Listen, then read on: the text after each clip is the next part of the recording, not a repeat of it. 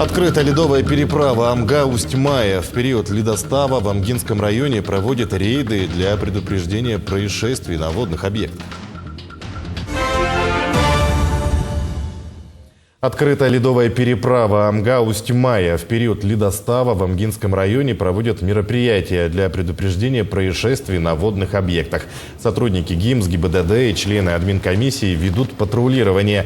В данное время толщина льда около 40 сантиметров. До наступления устойчивых морозов лед весьма непрочен. Однако сегодня открыли ледовую переправу Амга-Усть-Мая для автомобилей с грузоподъемностью до 3 тонн. Сотрудники управления автомобильных дорог ввели намораживание льда и подготовку ледовой переправы с октября.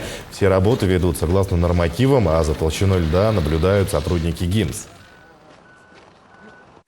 Сегодня, 24 ноября, открыта ледовая переправа Амга-Усть-Мая. Толщина льда составляет в среднем 40 сантиметров. Допустимая масса до 3 тонн.